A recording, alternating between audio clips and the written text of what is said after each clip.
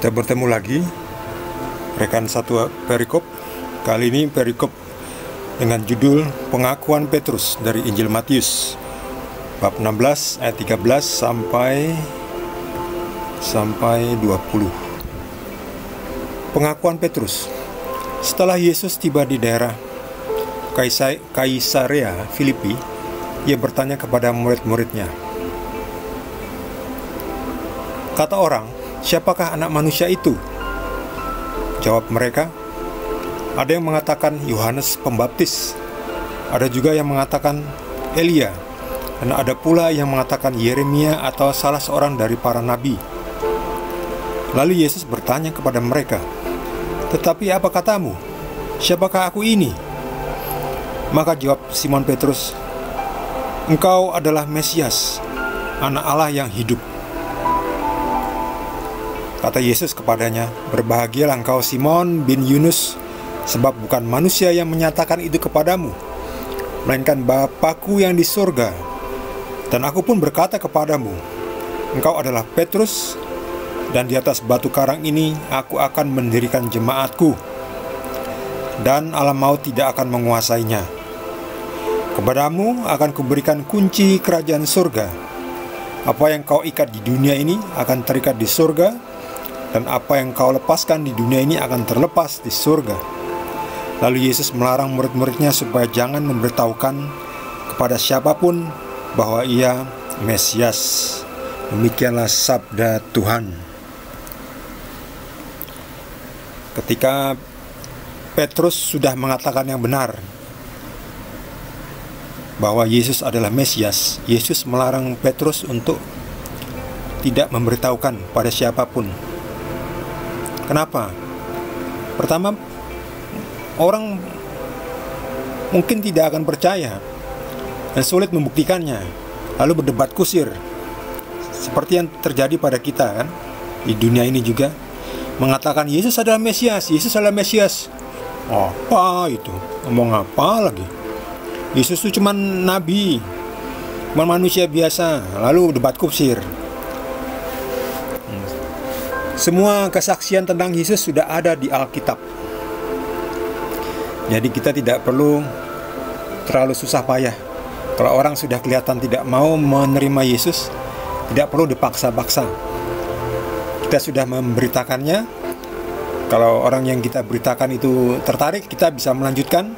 Jika tidak, ya sudah, kita pergi kepada orang lain, yang mana orang lain mungkin mau menerimanya. Disitulah kita akan memberitakan dan melanjutkan pemberitahuan kita bahwa Yesus adalah Mesias.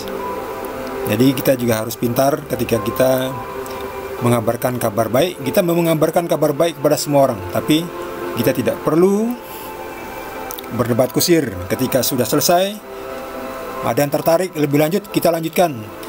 Ada yang tidak tertarik, ya sudah, tidak apa-apa. Mungkin mereka belum ditarik oleh Bapa untuk datang kepada Yesus.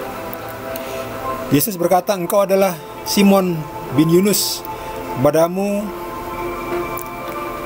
aku akan memberikan, engkau adalah Petrus, di atas barung ini aku akan mendirikan jemaat-Ku. Kepadamu akan kuberikan kunci kerajaan surga. Wah, ini hebat. Ini perkataan yang serius dan keras. Jadi dengan kata lain kita harus juga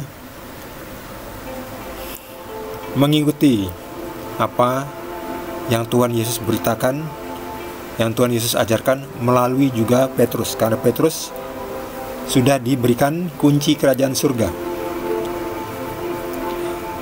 Nah, yang pegang kunci ini harus benar-benar menggunakan kunci ini dengan benar ya. Jangan malah menyalahgunakannya. Nah, ada itu menyalahgunakan, sudah mendapat kunci, tapi hamba Tuhan malah menyalahgunakan kunci itu mendapatkan kepentingannya, untuk mendapatkan kepuasan nafsunya, untuk mendapatkan keinginan hartanya, untuk mendapatkan keinginan duniawinya.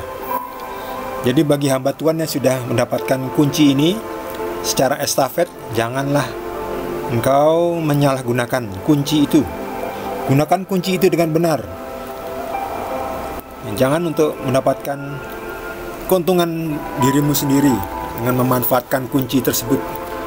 mentang-mentang pegang kunci lalu memasang tarif misalnya. Lalu ada embel-embelnya, ada iming-imingnya, ada upetinya, ada sogoannya. Nah, itu yang harus hati-hati ya. Jadi meskipun Petrus kemudian turun pada penerusnya, ada baik uskup, paus, itu kita tetap harus saling mengoreksi ya. Kadang juga hamba Tuhan itu bisa tersandung, tersesat. Jadi kita harus menegur supaya hamba Tuhan yang memegang kunci itu kembali berdiri dengan benar, menggunakan kunci itu dengan benar. Kalau salah menggunakannya, nanti jemaatnya juga salah kaprah dan sebagainya. Sayang sekali, bukan itu yang Tuhan Yesus maksudkan. Jadi kita benar-benar harus menghormati dan melakukan perintah Yesus melalui semua penerusnya ya, pemimpinnya, dengan catatan pemimpin yang benar, karena ada juga pemimpin yang tidak benar. Jadi kita juga sebagai jemaat, hendaklah kita menjadi jemaat yang cerdas, yang berpikir. Kita tetap mematuhi ajarannya, tapi juga hati-hati, jangan sampai nanti kita malah diperalat atau dimanfaatkan atau dieksploitasi oleh pemimpin, sehingga timbullah skandal, timbullah pelecehan dan sebagainya yang sangat memalukan itu. Oke, umat harus pintar dan cerdas juga. Kita ikuti Yesus, kita ikuti ajaran para pendahulu kita, ketua-ketua kita, penatua yang benar, tapi kalau mereka salah kita tegur juga mereka, agar mereka tidak hilang, sesat. Ya, jadi sebagai umat juga kita tidak begitu saja plok 100% melakukan apa yang mereka suruh, tapi kita analisa apakah perintah mereka ini dari Tuhan atau bukan. Kadang perintahnya bukan dari Tuhan, tapi dari keinginan daging mereka sendiri. Nah, itu jangan kita lakukan. Tapi dia kan ketua jemaat kita, enggak. Ketua jemaat yang ngawur jangan kita ikuti. Kita ikuti ketua jemaat yang benar, yang melakukan perintah Tuhan, yang memberikan contoh yang baik. Itu yang kita ikuti ya. Jadi kita zaman sekarang ini banyak sekali hal-hal yang udah jauh dari ajaran Kristus ya. Ada ajaran aborsi, membunuh bayi. Nah, itu udah nggak benar ya, udah bukan ajaran Yesus itu. Lalu LGBT, kita menghormati semua mempunyai hak yang sama, tapi kita tidak mengikuti itu bukan ajaran Yesus. Kita tetap bersahabat dengan semua orang ya, walaupun mereka tidak normal, kita tetap bersahabat. Mereka punya hak yang sama, di dalam hidup ini. Tapi kita tidak melakukan itu ya. Kita tidak melakukan yang mereka yang agak melencong itu ya, yang melenceng, yang jauh, yang berputar, yang berjalan di luar jalurnya. Kita bantu mereka luruskan, ayo kembali lagi, ayo, jangan kita melenceng, jangan kita malah mengajarkan yang tidak normal, yang tidak normal, yang abnormal malah dinormalkan. Jangan gitu, kita ajarkan yang benar. Tapi kalau mereka belum bisa benar, ya sudah, kita tetap rangkul mereka, kita tetap bersahabat dengan mereka, tapi tidak kita ikuti caranya, sikapnya, tingkah lakunya. Karena Yesus mengasihi semua orang yang normal maupun orang yang tidak normal dikasihi oleh Yesus. Kita harus merangkul mereka, mereka juga dikasihi Tuhan.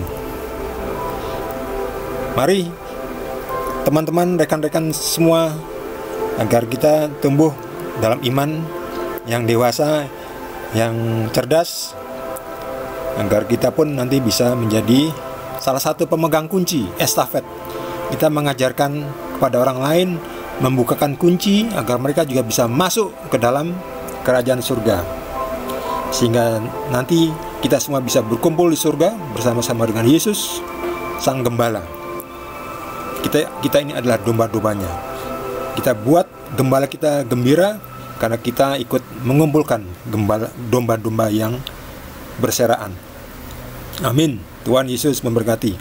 Sekian satu perikop pada hari ini. Kita akan lanjutkan pada perikop berikutnya. Jangan lupa subscribe bagi yang belum, dan juga like. Tuhan Yesus berkati.